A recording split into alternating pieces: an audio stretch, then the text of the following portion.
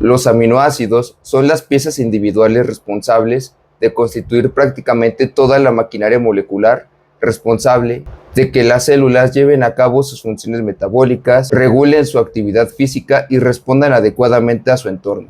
Sin embargo, antes de adentrarnos en los pormenores del funcionamiento metabólico y celular, es imprescindible que entiendas cómo están formados los aminoácidos, cómo se clasifican y qué función poseen dentro de estructuras moleculares más complejas. Como mencionamos en el video anterior, las biomoléculas son estructuras formadas por la combinación de diferentes grupos funcionales. En el caso de los aminoácidos, estos se caracterizan por tener un átomo de carbono al que se denomina carbono alfa o carbono quiral. Ahorita vemos la diferencia entre uno y otro. Un grupo carboxilo, un grupo amino primario, un átomo de hidrógeno y una cadena lateral que será la responsable de otorgarle todas sus propiedades y funciones a los aminoácidos. Ahora bien, es importante resaltar cuál es la diferencia entre un carbono alfa y un carbono quiral. Así que vamos a anotarlo. Vamos a anotar aquí carbono, nada más dejarlo dibujo bien, carbono alfa. El carbono alfa es el primer átomo que se escribe después del grupo funcional más importante de una biomolécula. Entonces, primer carbono, después del grupo funcional más importante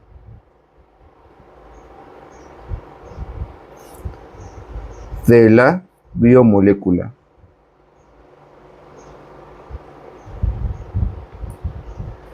Por otra parte, el carbono quiral, vamos a escribirlo así, carbono quiral, es aquel carbono que está unido a 4 sustituyentes químicos diferentes. Recuerda que un átomo de carbono puede formar 4 enlaces. Yo digo que un átomo de carbono es un carbono quiral cuando, por ejemplo, tiene un hidrógeno, tiene un carbono al otro lado, tiene un OH del otro lado y tiene vamos a poner un azufre en el último lugar. Como todos los sustituyentes, es decir, todos los átomos que están unidos al carbono son distintos, este se denomina carbono quiral. Y una propiedad que te voy a repetir más adelante es que todos los aminoácidos poseen un carbono quiral, excepto la glicina. Entonces, vamos a anotar la definición y es átomo de carbono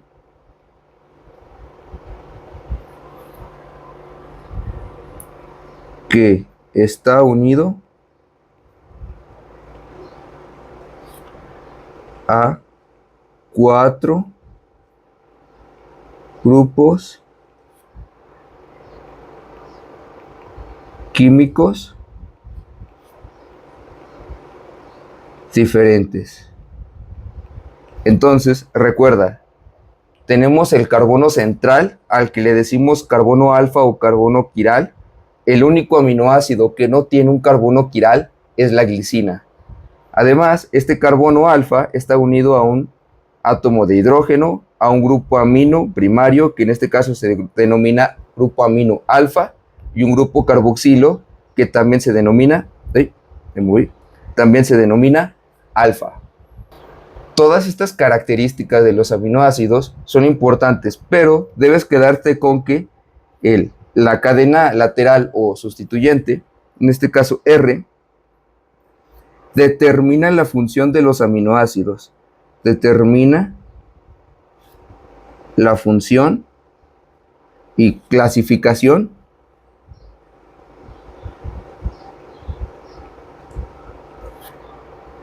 de los aminoácidos.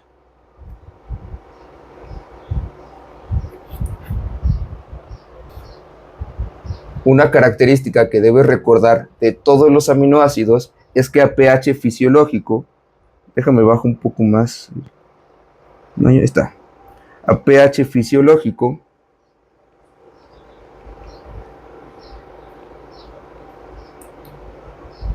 que en la sangre, es decir, en el plasma, oscila entre 7.36 a 7.44. A este nivel de pH, los aminoácidos se encuentran en una forma que se denomina suiterión, o suiterión, como le quieras decir. Realmente para el examen no importa cómo lo pronuncies, importa que sepas cuándo ocurre este fenómeno. En este caso, el aminoácido tiene su carbono alfa y está unido a 4 sustituyentes. A pH fisiológico, el grupo amino va a tener una característica importante, y es que va a estar protonado. Si te fijas en la primera imagen, solamente tiene 2 hidrógenos, y cuando está a pH fisiológico se encuentra unido a 3 átomos de hidrógeno. Entonces esa es una amina primaria, pero que aparte está protonada. Después vamos a notar el átomo de hidrógeno unido al carbono, y el grupo carboxilo, que si recuerdas se escribe como C, doble enlace y luego OH, mediante un enlace simple. A pH fisiológico, el hidrógeno que posee el grupo carboxilo se va a perder. Entonces lo borramos y ahora va a cambiar de nombre a grupo carboxilato. Y en donde se pone interesante es con la cadena lateral, que dependerá completamente de cómo esté formada para ver cómo interactúa a pH fisiológico. Ahora, no debes confundirte y pensar que el hecho de que actúen de esta manera, nada más pongo una carga positiva aquí y una carga negativa aquí, significa que los aminoácidos van a estar interactuando con otras estructuras con este tipo de forma que puede adquirir, que es el suiterión. Más bien, la carga positiva y la carga negativa que adquieren a pH fisiológico los ayudan a formar enlaces peptídicos y así construir proteínas o estructuras moleculares más grandes.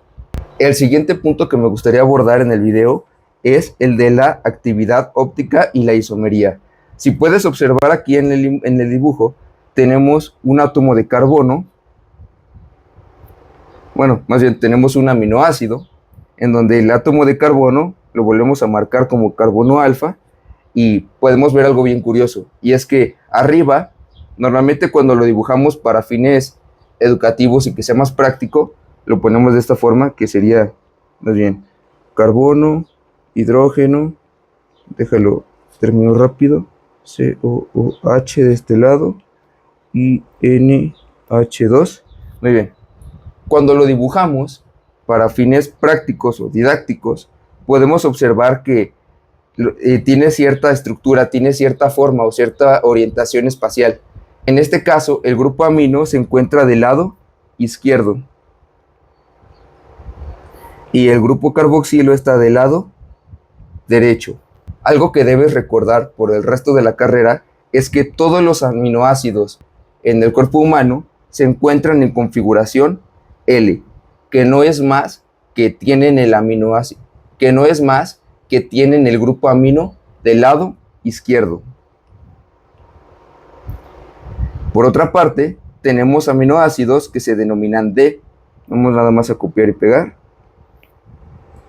Y esto, lo único que significa que sea D o que sea L, es la posición del grupo amino. En este caso, como dije anteriormente, quedó muy mal aquí, listo. En el caso de los D aminoácidos, solamente significa que tienen el grupo amino del lado derecho. Esto es lo que se denomina isomería, y es importante porque en muchos libros de texto de bioquímica se suelen confundir dos conceptos, que es el de T y L con el de dextrógiro y levógiro. No importa qué aminoácido tengas, el aminoácido puede ser L porque tiene el grupo amino a la izquierda, y puede ser dextrógiro o levógiro. Ahí te va cuál es la diferencia. Otra vez, para la isomería se dice que los aminoácidos son estereoisómeros, es decir, tienen la capacidad de tener su grupo amino del lado izquierdo o derecho. Cuando está del lado izquierdo se denominan L-aminoácidos. Cuando están del lado derecho se denominan D-aminoácidos. Ahora, la actividad óptica, es decir, el que sea dextrógiro o levógiro, nada más tiene que ver con algo, y es que cuando yo tengo un aminoácido, voy a agarrar este otra vez, duplicarlo, y lo voy a llevar aquí. Nosotros tenemos aparatos bastante sensibles que emitan un haz de luz polarizada.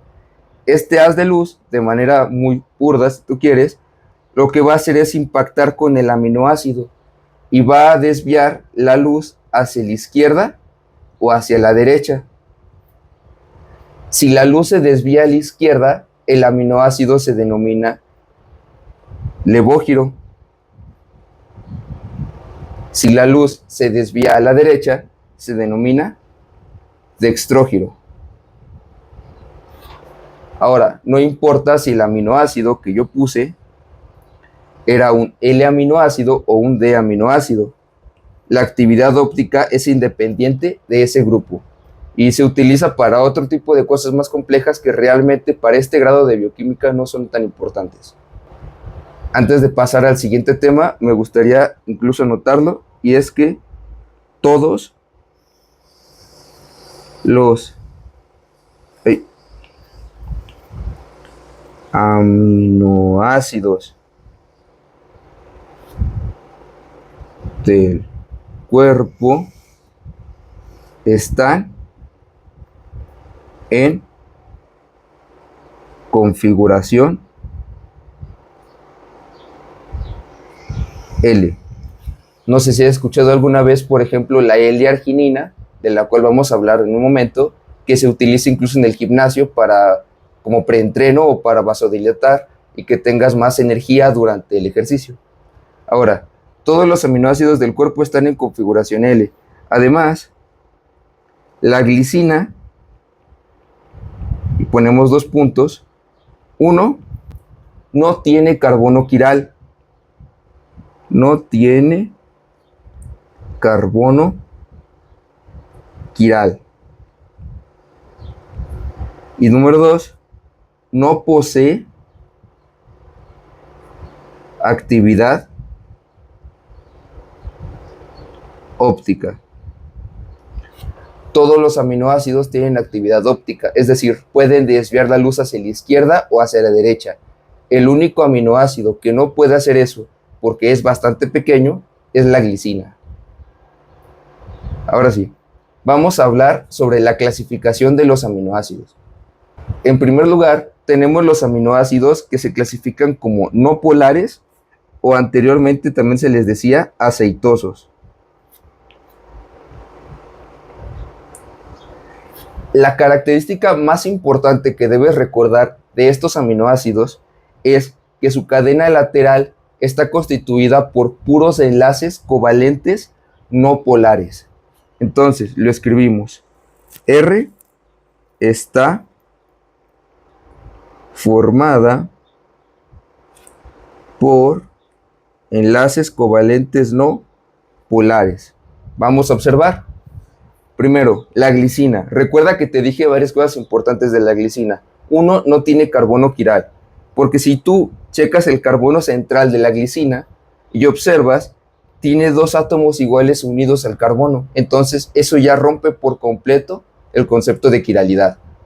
Además, si recuerdas en el video de enlaces, hablamos del concepto de electronegatividad y la diferencia de electronegatividad, y que hay varios átomos que tienen electronegatividades tan similares que hacen que los electrones se distribuyan equitativamente. Esto significa que no van a interactuar en soluciones acuosas, por ejemplo. Entonces, carbono-hidrógeno, enlace covalente no polar. Otra vez, carbono con otro carbono con hidrógenos, enlaces covalentes no polares. La prolina, ahorita vamos a hablar de ella, es bastante importante. Bueno, vamos a darle una vez. Si recuerdas, en el video de grupos funcionales, hablamos que existen varios tipos de aminas. Cuando yo tengo un N, así, dos H's, yo digo que tengo una amina primaria. Todos los aminoácidos tienen un grupo amino primario en su estructura general, excepto la prolina. La prolina, como puedes observar acá, tiene el carbono, un nitrógeno unido a un hidrógeno y luego cambia por el nitrógeno, ahora está unido a un carbono. Y ese carbono a la vez está unido a dos hidrógenos. Entonces, pregunta de examen, único aminoácido que no tiene un grupo amino primario en su estructura es la prolina. Además, esta estructura de la prolina es bastante importante y lo vamos a ver en el siguiente video porque permite dos cosas. Primero, es importante para formar la estructura del colágeno y segundo, es la destructora de hélices o de alfa hélices, mejor dicho. Continuamos con la valina y más de lo mismo, carbono, hidrógeno, carbono, hidrógeno. Seguimos con la leucina, carbono, carbono, carbono, carbono con hidrógeno. Si te fijas, la estructura se parece bastante en todos los aminoácidos, puros carbonos unidos a hidrógenos. Ahora, quiero que te fijes bien en la diferencia entre la leucina y la isoleucina. Normalmente las facultades de medicina no te preguntan por la estructura general de los aminoácidos. No quieren que te sepas todo el por qué o cómo está distribuido cada átomo exactamente, pero es importante que tengas una idea general si quieres entender cómo va a funcionar ese aminoácido dentro de determinada proteína o enzima. En el caso de la leucina, si te fijas, tiene unido un carbono con dos hidrógenos y luego se ramifica con tres carbonos. La isoleucina es una variante de ese mismo aminoácido, pero con la diferencia de que, si te fijas, cuando tú cuentas los sustituyentes dentro de la cadena lateral, tienes que el primer carbono y en el segundo carbono inicia la ramificación a otros dos átomos de carbono. La isoleucina cambia todo eso. Déjame lo dibujo con algo permanente. Ok, sustituyentes, números 1 y 2. Tengo dos átomos, por así decirlo, vamos a ponerle 3 átomos, en la cadena principal de la leucina. Cuando yo hago eso, puedo ver que en el carbono 2 es cuando inicia, ahora sí, los sustituyentes, es decir, tengo aquí un CH3. La isoleucina, lo único que cambia es que si yo adopto la misma numeración, 1, 2 y 3, ahora el sustituyente extra va a estar en el átomo de carbono 1, es decir, en el primer sustituyente de la cadena lateral. Sé que suena un poco feo. Si quieres entender un poquito más esto, puedes revisar el artículo que tengo de química orgánica. Te voy a dejar aquí el link abajo para que lo revises. Muy bien. Ahora, la metionina. La metionina es un aminoácido muy especial porque tiene incorporado en su esqueleto un átomo de azufre. Normalmente, cuando tú ves un átomo de azufre, piensas en algo que es reactivo. Aquí esto no ocurre por una sencilla razón, y es que sí, a pesar de que el átomo de azufre es altamente reactivo, cuando tú lo encierras en estos dos átomos de carbono, digamos que pierde reactividad y hace que este aminoácido sea no polar. Como puedes observar, los aminoácidos no polares siempre tienen los mismos átomos en su estructura de la cadena lateral. Sin embargo, hay algo que los diferencia unos de otros y lo puedes subdividir en dos subgrupos, valga la redundancia. Es decir, yo tengo los átomos de carbono, es decir, yo tengo los aminoácidos alifáticos, que son aminoácidos que tienen átomos de carbono que no están ciclados, es decir, tengo átomos de carbono no aromáticos o tengo ciclohexanos. Y aquí es en donde se pone un poco complejo y hay que recordar algo de química orgánica. Yo puedo tener diferentes átomos de carbono unidos unos con otros y formar estructuras que parecen anillos. Ok, cuando yo tengo esta estructura específicamente, yo la llamo ciclohexano.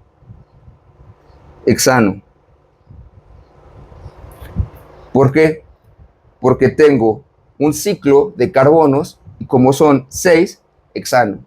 Ahora, como puedes observar, no hay ningún tipo de dobles enlaces y normalmente, aquí no lo dibujé, pero estos átomos de carbono tienen unidos átomos de hidrógeno alrededor y se ve de esta forma aproximadamente. Déjame lo represento un poquito para que te des una idea. Y algo así se ve el ciclohexano realmente. Ok, si yo tengo una estructura de átomos de carbono, como aquí en la leucina, o tengo ciclohexanos, todos esos aminoácidos no polares se consideran alifáticos. Sin embargo, cuando me voy al aminoácido de la fenilalanina, sí, tengo un átomo de carbono que no está ciclado, pero después tengo una estructura que se parece al ciclohexano, pero no es para nada el ciclohexano. La diferencia radica en los enlaces que se forman entre los diferentes átomos de carbono. Es decir, aquí yo me pongo a dibujar carbono, carbono, carbono, carbono, carbono, carbono, y si te fijas aquí no existe diferencia y ambos son ciclohexanos. Ahora, cuando yo agrego dobles enlaces en la estructura, cambia radicalmente el comportamiento de ese grupo de átomos de carbono y ahora se llama benceno.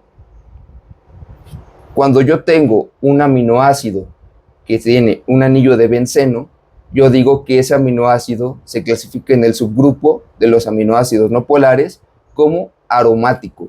De hecho, el término aromático tiene un contexto histórico y es que antes se relacionaban este tipo de compuestos con fragancias bastante aromáticas como la vainilla. Aquí te va a estar apareciendo la estructura general de la vainilla y otras estructuras que también son bastante relevantes.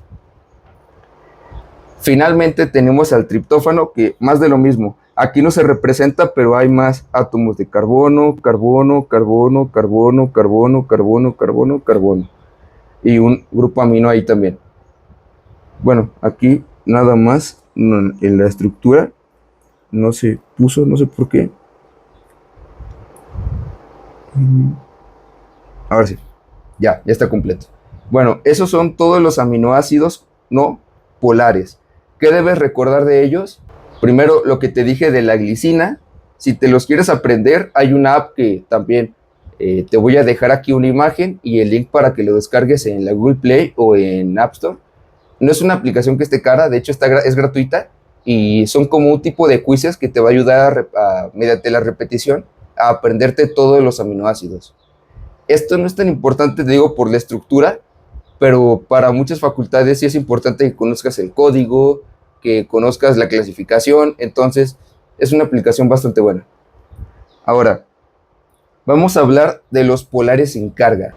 Como el agua, estos aminoácidos son, en este caso se denominan monómeros. Un monómero es un aminoácido que no tiene una carga formal o neta, pero sí posee una diferencia de cargas debido a la diferencia de electronegatividad que tienen los átomos involucrados. Recuerda, si tienes una molécula que es polar, normalmente tiene oxígeno. El oxígeno es el átomo que se encarga de incomodar todo y crear polaridad. Aquí me gustaría agrupar, bueno, aquí está la estructura general de todos los aminoácidos, pero me gustaría agruparlo en 3 grupos.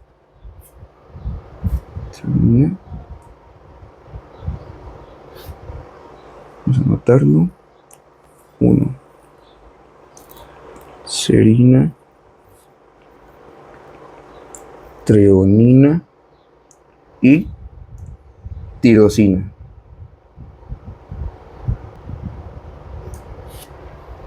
Estos aminoácidos debes de recordarlos porque serina y treonina los vas a ver en biología molecular, en bioquímica, en fisiología, en donde se te ocurra, porque son prácticamente, vamos a ponerlo así entre comillas, interruptores moleculares.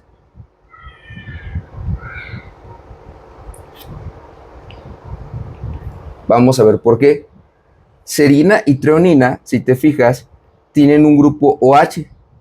Serina y aquí la treonina tienen un grupo OH. Estos dos aminoácidos normalmente los vas a encontrar en una parte de las enzimas o de proteínas que van a estar expuestas o en contacto para que otras proteínas las puedan activar o desactivar.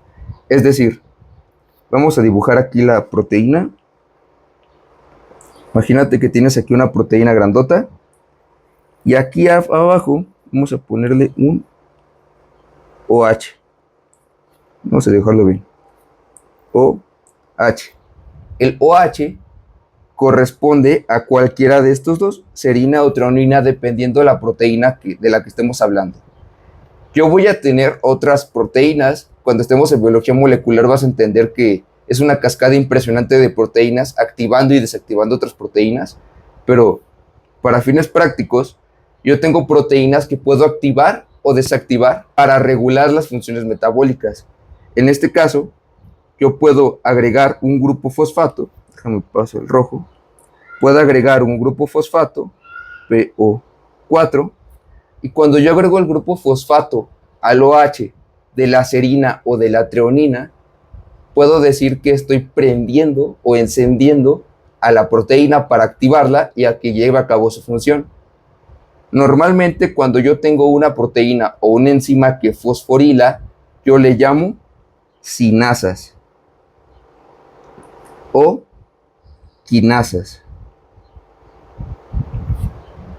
Ahora, yo puedo hacer lo contrario y desfosforilar, es decir, quitarle el grupo fosfato, y si cuando le agregué el grupo fosfato activé la proteína, cuando se lo quito voy a desactivar a esa proteína. Cuando yo tengo una proteína o enzima que hace eso, yo le llamo fosfatasas. Entonces, de estos aminoácidos covalentes polares, los primeros dos que debes recordar son serina y treonina, porque prácticamente actúan como interruptores moleculares. Tienen más funciones, pero las veremos más adelante.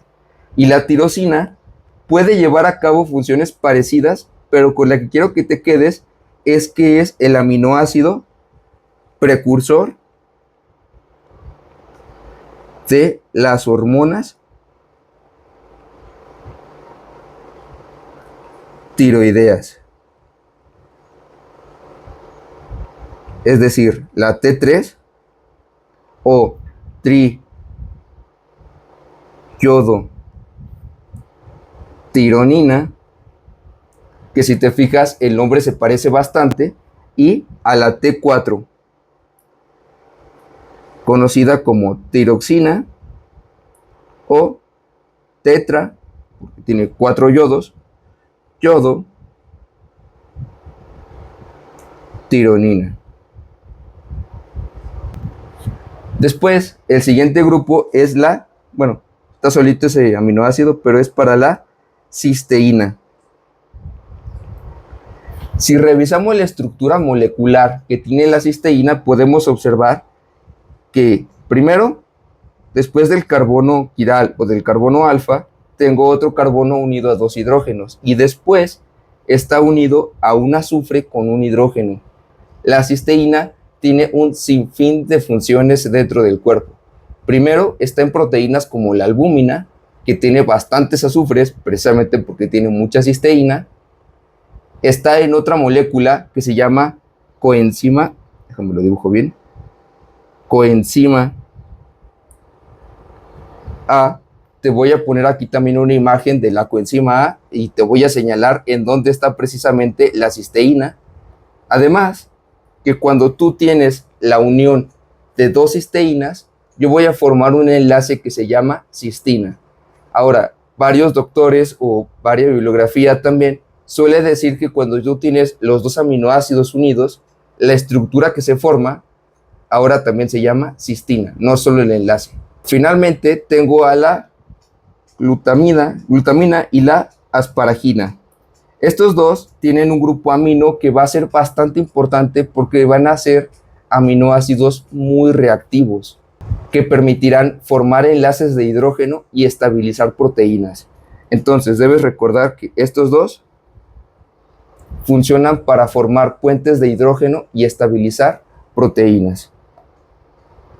Déjalo, pongo acá. 3. Glutamina y asparagina. ¿Qué más debes recordar? Que la asparagina deriva del ácido aspartico y la glutamina del ácido glutámico. A continuación hablaremos de los aminoácidos ácidos, que nada más son dos, el aspartato y el glutamato.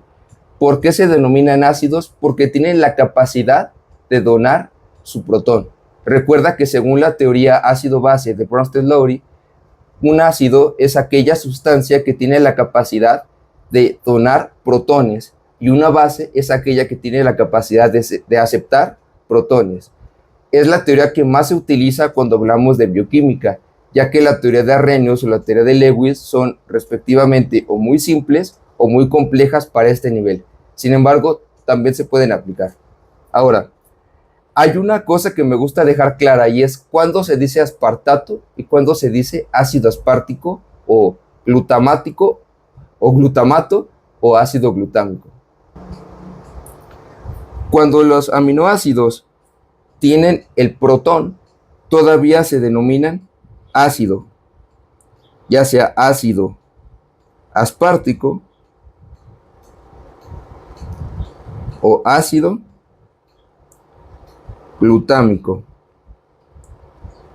Una vez que donaron o se dieron ese protón, el grupo carboxilo de la cadena lateral, es decir, aquí, queda con carga negativa y ahora ya no es técnicamente un ácido, se convierte en la base conjugada y el nombre cambia a aspartato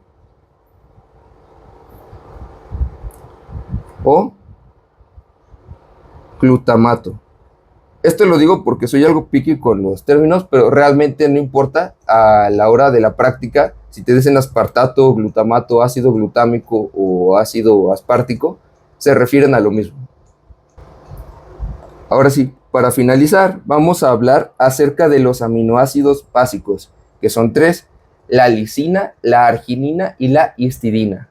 Si recuerdas, la arginina te dije que la encontrabas también incluso en productos para gimnasio, como la L-arginina, que se escucha muy marchón, pero no es más que puro marketing. La L-arginina ya la tienes dentro de tu cuerpo. La L-arginina participa en una reacción que te voy a dejar aquí también en la pantalla, en donde tú puedes sintetizar óxido nítrico. El óxido nítrico ayuda, dentro de muchas otras cosas, a dilatar los vasos sanguíneos. En fisiología vamos a abordar un poco más el concepto de por qué es importante, pero lo que nos importa aquí es la estructura general que tiene este aminoácido. Ahora, como puedes observar,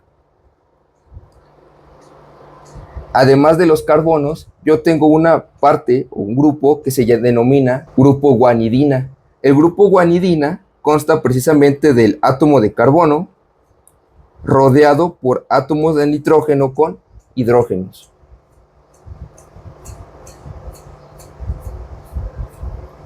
Esto es importante porque este grupo guanidina, déjalo escribo bien, grupo guanidina, le va a dar ciertas características al aminoácido. En este caso, lo va a permitir tener carga positiva a pH fisiológico.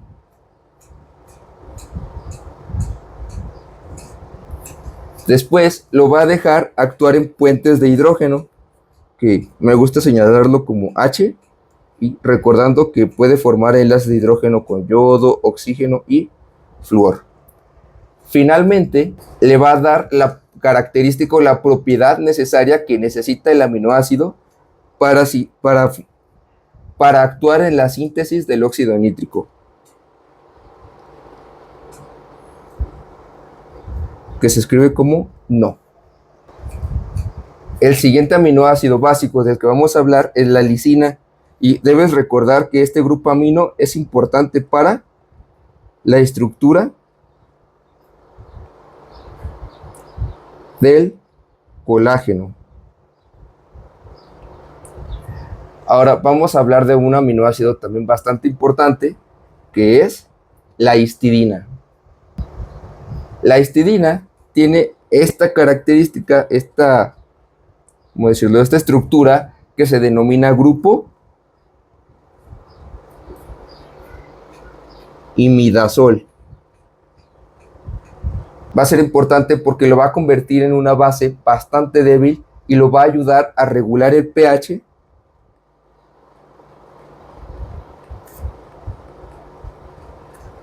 en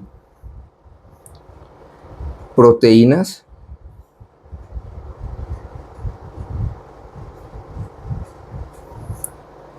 y ayuda a la función también de proteínas y de enzimas. Ahora vamos a ir a la última parte en donde hablaremos de aminoácidos que poseen características especiales. Y básicamente esto es un recordatorio de cuáles aminoácidos me gustaría que recordaras con más frecuencia al momento de estar estudiando bioquímica. Primero, la glicina. Vamos a anotar una serie de viñetas o números. 1, 2, 3 y 4. Primero, para la glicina, es el aminoácido más pequeño. Segundo, no tiene cadena lateral. Tercer punto, es el único aminoácido sin carbono quiral.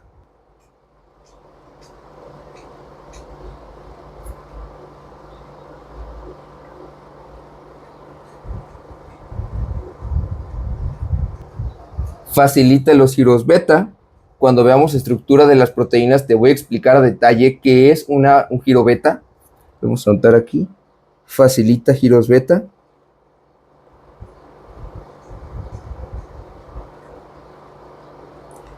Antes de que se me olvide. 5. No posee actividad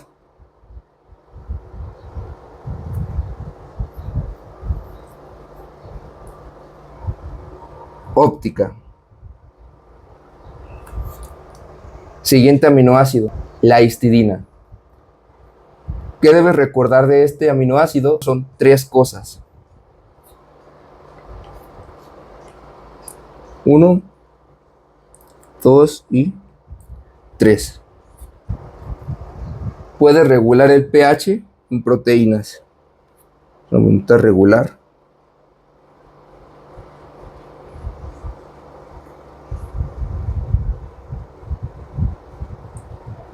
Y la proteína que quiero que recuerdes es la hemoglobina.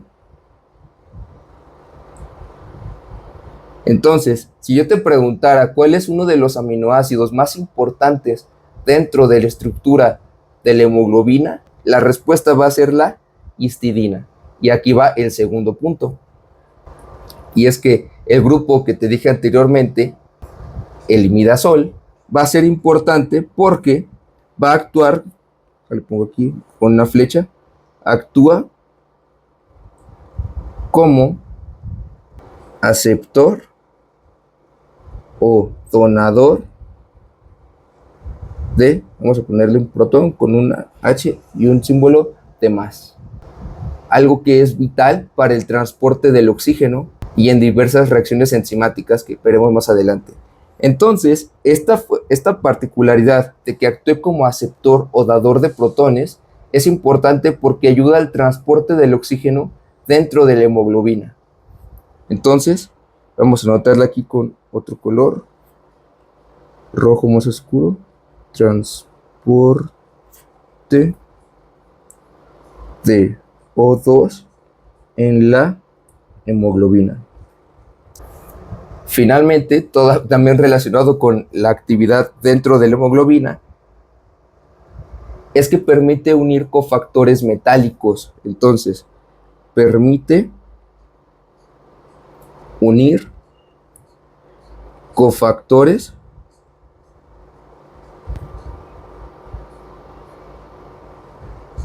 metálicos. Como podrás intuir, dentro de la hemoglobina, vamos a ponerle aquí una HB, permite unir al hierro. Tienes que recordar que el hierro se une con estados de oxidación más 2. Y la otra enzima que quiero que tengas en mente de una vez es la anhidrasa carbónica, que une al zinc.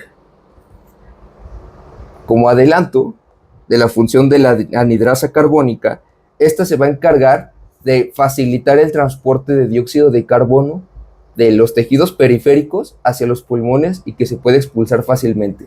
Es decir, cuando tu célula termina su metabolismo normal, sus productos de desecho pueden ser H2O, que pues ahí se queda, y CO2. El dióxido de carbono es un gas y transportar un gas en la sangre así solito es bastante complicado. Entonces, la anhidrasa carbónica, y la voy a señalar, convierte el CO2 en un producto que se llama H2CO3, que se conoce como ácido carbónico. El ácido carbónico se disocia y va a formar un protón más una cosa que ya conoces que se llama ion bicarbonato. Entonces, el ion bicarbonato se forma en los tejidos periféricos, viaja hacia tus pulmones y en los pulmones hay otra forma de la anhidrasa carbónica que revierte la reacción y hace que pase de bicarbonato hasta dióxido de carbono, y ahora sí el dióxido de carbono salga de los pulmones y entre oxígeno.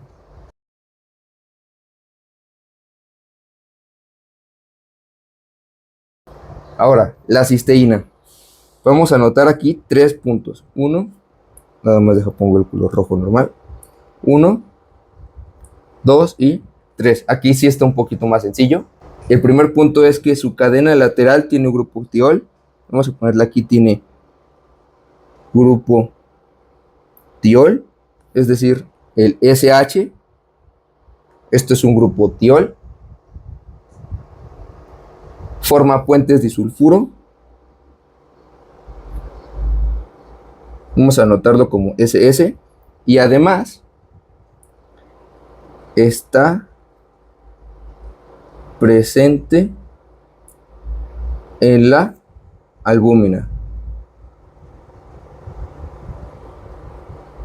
Y vamos a anotar aquí también y coenzima A. La alanina, por otra parte, es un aminoácido que lo que quiero que más recuerdes es que es el principal aminoácido gluconeogénico. Es decir, la alanina tiene un ciclo que se llama ciclo de la glucosa alanina, en donde va a viajar y se va a convertir en glucosa en diversos tejidos, mediante un proceso llamado gluconeogénesis, es decir, crear glucosa a partir de diferentes compuestos que no sean derivados propiamente de la glucosa. Y una palabra que quiero que se quede en tu mente, la vamos a ver más adelante, pero es la de transaminación.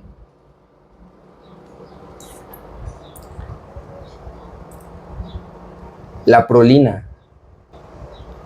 Como te dije anteriormente, primer punto, único aminoácido con un grupo amino secundario. En segundo lugar, es el aminoácido más rígido. Quitar aquí 2, aminoácido más rígido y causa, feo, cambio, coma, causa los giros beta. Entonces ya tengo 2 aminoácidos que van a actuar en los giros beta, la prolina y la glicina. Recuerda además que estos rompen las hélices alfa, que son un tipo de estructura secundaria de las proteínas.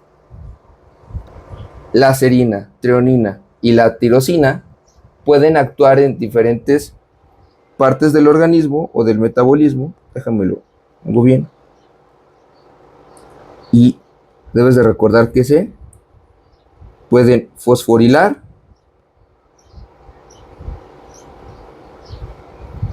se pueden desfosforilar.